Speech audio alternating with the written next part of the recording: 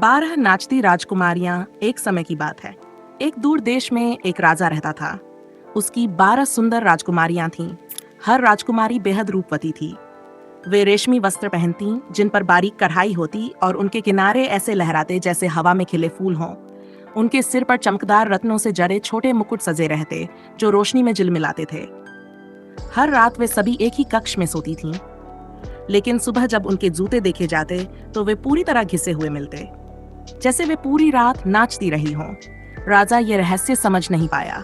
आखिर उसने घोषणा की, जो कोई ये पता लगाएगा कि मेरी बेटियां हर रात कहाँ जाती हैं और क्यों उनके जूते घिस जाते हैं, उसे मैं अपनी किसी भी बेटी से विवाह करने की अनुमति दूंगा और राज्य का एक भाग दूंगा। कई वीर युवकों ने प्रयास किया पर सभी असफल रहे। एक दिन एक बूढ़ा सैनिक उस राज्य से गुजर रहा था।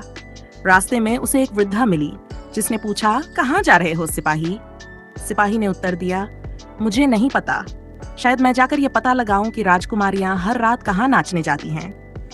वृद्धा मुस्कुराई और बोली, ठीक है, पर सावधान रहना। जब राजकुमारियां तुम्हें शराब दें तो उसे मत पीना, और जब वे समझे कि तुम सो गए हो तो बस सोने का नाटक करना। लो, ये जादुई लबादा ले लो, इसे पहनोगे तो कोई तुम्हें देख नहीं पाएगा। सिपाही ने वृद्धा का धन्यवाद किया और राजमहल पहुंचा। राजा से मिलकर उसने यह कार्य स्वीकार किया। रात को बड़ी राजकुमारी ने उसके लिए शराब का प्याला लाया, पर सिपाही ने धीरे से शराब फेंक दी और सोने का अभिनय करने लगा।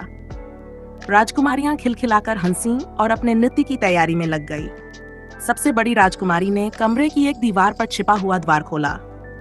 एक एक कर सभी राजकुमारियां उस गुप्त रास्ते से नीचे उतरने लगीं।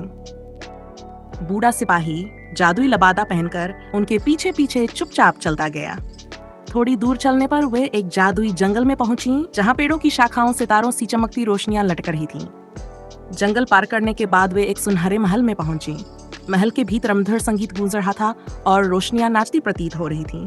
वहां 12 सुंदर राजकुमार पहले से प्रतीक्षा कर रहे थे। हर राजकुमारी ने एक राजकुमार का हाथ थामा और संगीत कीले पर नाचने लगी। वे इतनी प्रसन्न थीं कि उन्हें किसी और चीज का ध्यान नहीं रहा। सिपाही हसबदूर से देखता रहा। उसने प्रमाण के एक पेड़ की शाखा से एक चमकदार पत्ता तोड़ा और एक राजकुमारी का जूता चुपके से उठा लिया। भोर होते ही राजकुमारियां जल्दी जल्दी कमरे में लौट आईं।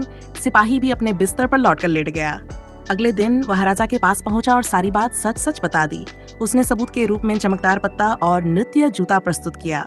राजा यह सब सुनकर चकित और प्रसन्न हुआ। वचन के अनुसार उसने सिपाही को अपनी बेटियों में से एक को पत्नी चुनने की अनुमति दी। सिपाही ने सबसे बड़ी राजकुमारी को चुना। राज्य में भव्य विवाह हुआ और दोनों ने सुखपूर्वक जीवन बिताया। अब राजकुमारियां अपने गुप्त नृत्य नहीं छिपाती।